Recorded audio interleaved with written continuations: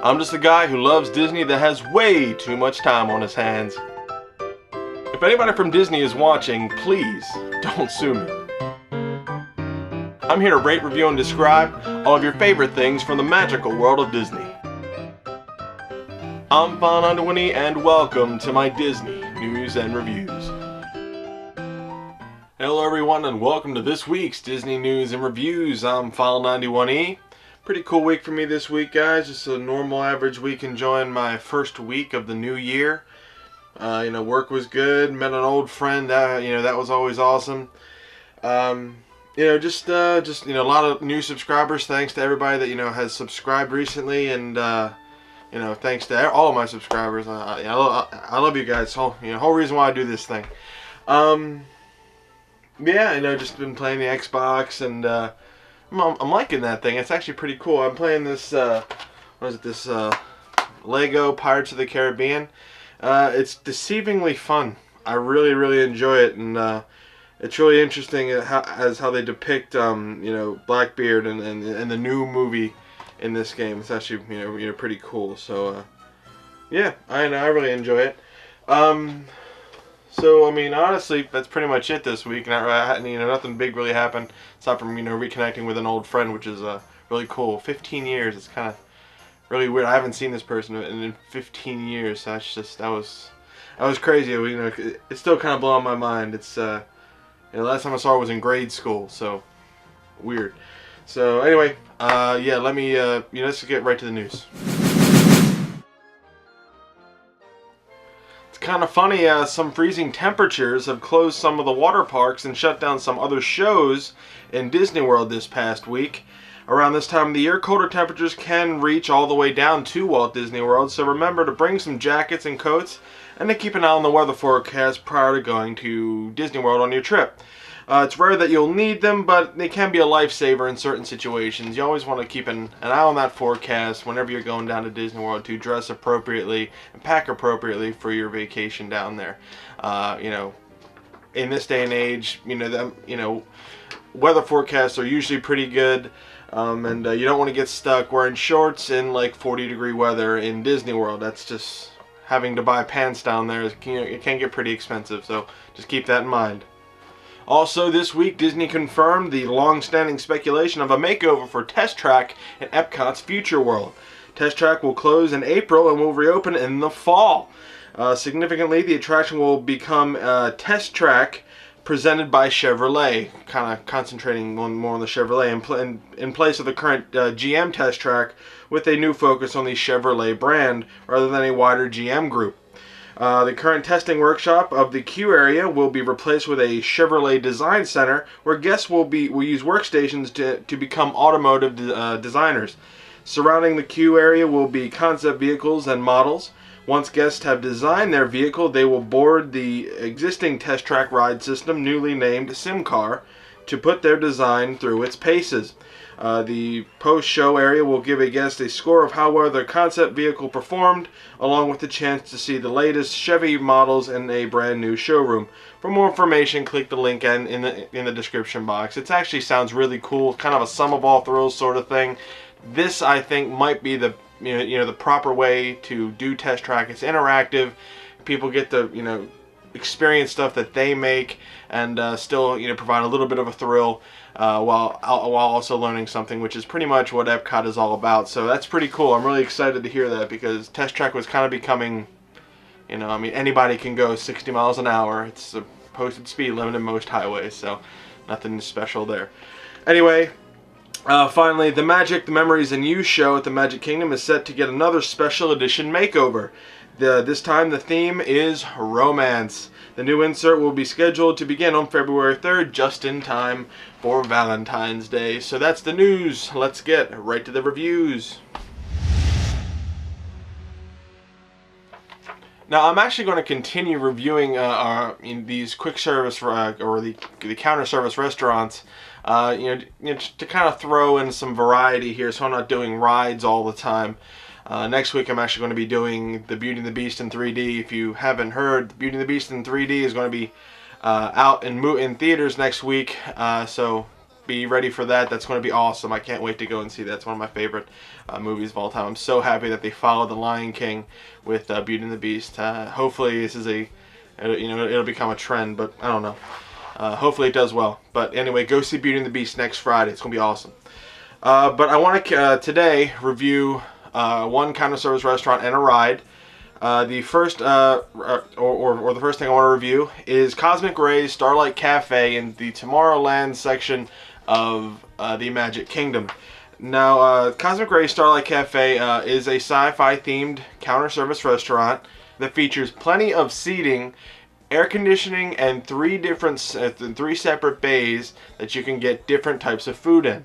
Going more into it, there's actually plenty of seating with some no entertainment sections and entertainment sections in the dining room. Basically, what I'm trying to say is there's two separate sections to Cosmic Ray Starlight Cafe. There is tons and tons of seating in this place. There's standing room, there's seats inside and outside some.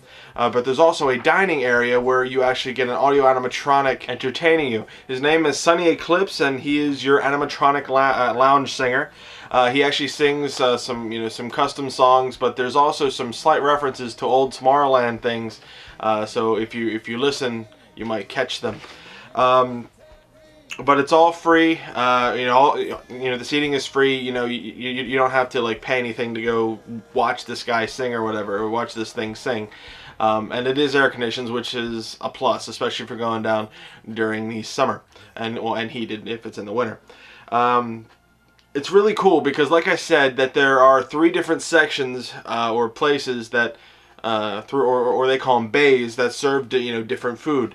There's one bay that serves chicken. The second bay usually serves burgers, and the third bay is a soup, salad, and sandwiches sort of thing. And the entrees are very, very good. I mean, you got there's rotisserie chicken. It's pretty much the whole, like, you got the leg and the thigh. That's a lot. You mashed potatoes, French fries, burgers. They have pretty much everything. It's if you can't find anything to eat in Cosmic Ray Starlight Cafe, you're the pickiest eater on the face of the earth. Now, what's also great about this thing is there's a toppings bar on either side, and the toppings are really cool. I mean, they got sautéed mushrooms, sautéed onions. There's barbecue sauce. All the fixins. Salt and pepper. Just everything that you could ever want. In a toppings bar, and it's all fresh, which is great. To add on to whatever you have. I mean, they even have cheese. I mean, where else can you find melted cheese as a regular topping in a toppings bar? Usually you get ketchup and mustard, and that's pretty much it. But this is definitely one of my favorite counter service restaurants. It's air conditioned. There's really good food. There's entertainment. What else can you want out of a counter service restaurant? Now, it's not as grandiose as the counter service restaurant in the Land Pavilion. I mean, the Land Pavilion's huge. They have tons and tons of stuff there. I mean, that you could ever want. But if for the Magic Kingdom, I think this is the best counter service restaurant in the Magic Kingdom. Bar none, by far. I mean, it has the best selection. It's air conditioned, and there's entertainment. What more can you want?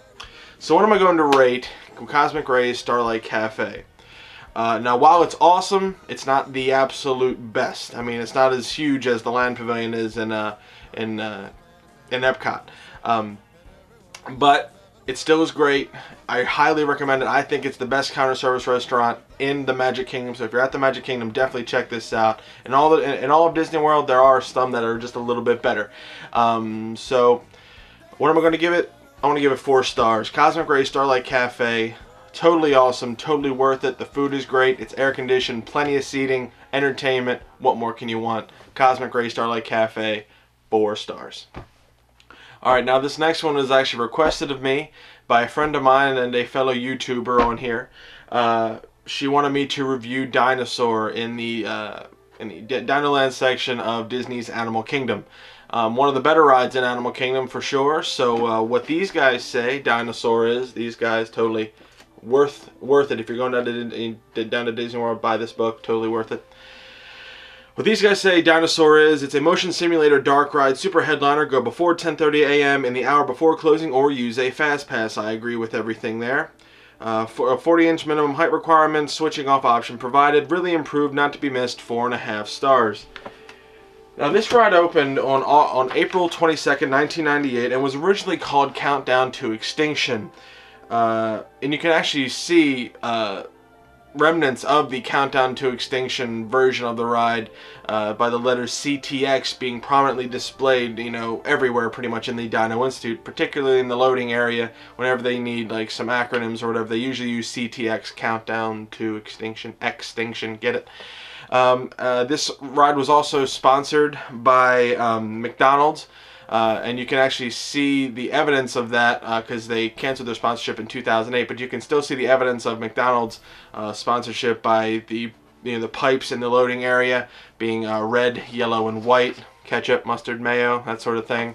You know, Disney Imagineers are usually pretty prone to adding subtle hints and subtle tributes. So if you actually look around and spot those details, it makes your time a little bit more enjoyable down there. So if you haven't noticed those things, the CTX or the red, yellow, and white things, go down there, check them out. It's actually pretty cool.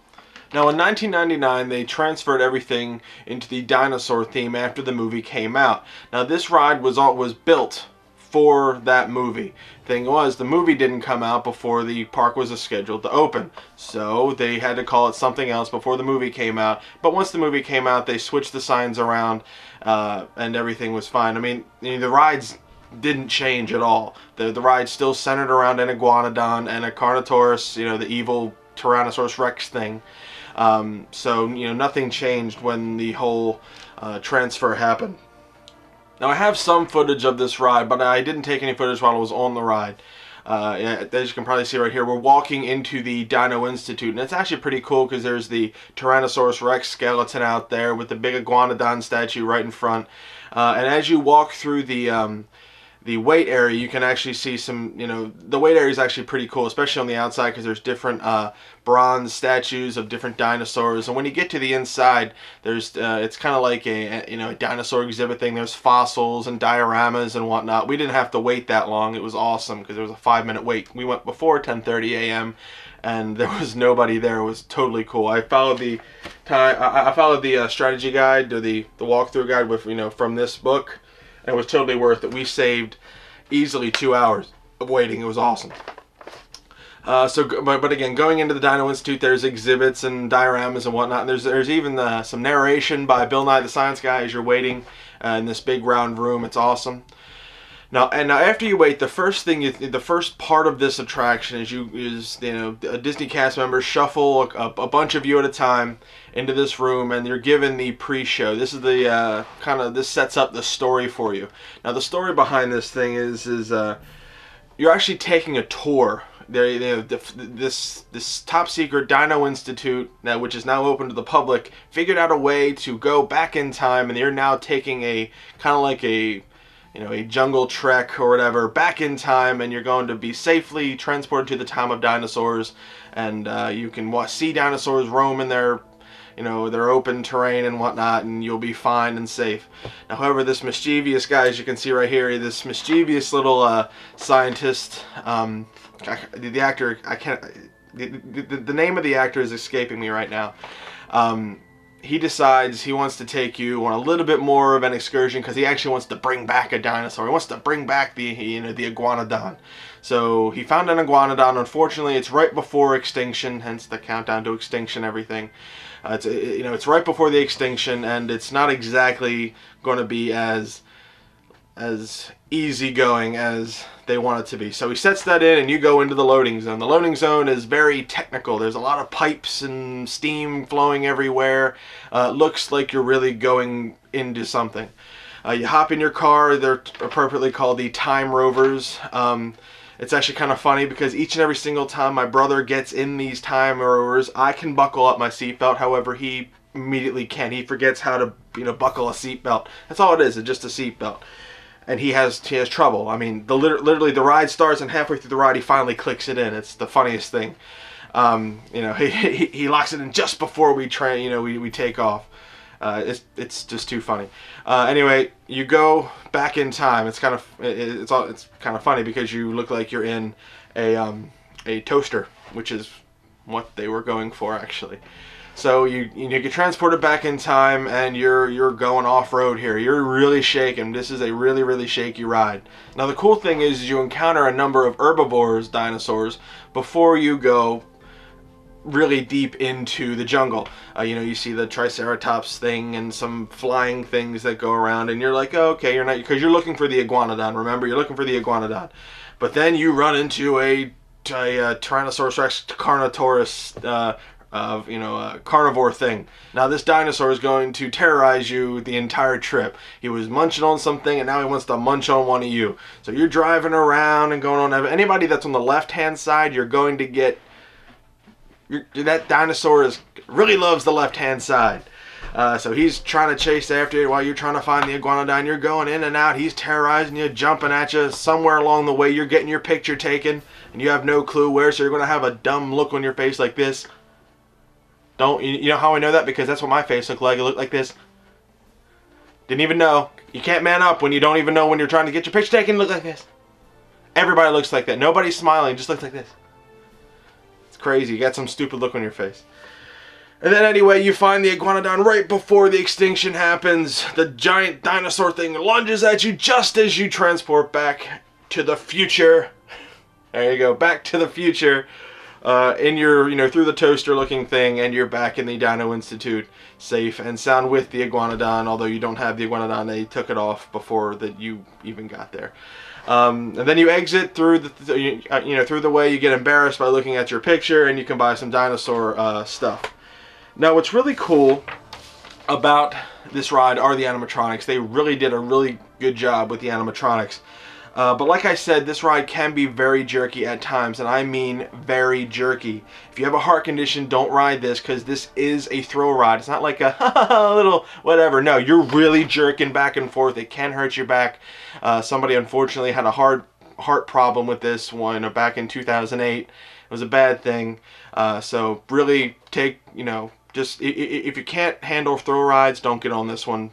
Just know that. Little kids, people with heart problems, just avoid this ride, but everybody else go on. It's a really cool ride. Now the cool little fun fact about this ride is that Dinosaur is actually similar to the Indiana Jones Adventure, the Temple of the Forbidden Eye at Disneyland in Anaheim, as both rides have an identical ride track that use enhanced motion vehicles. Now what the enhanced motion vehicles are is basically, it's just riding you through. It's just using the hydraulics, these hydraulic arms are moving you around.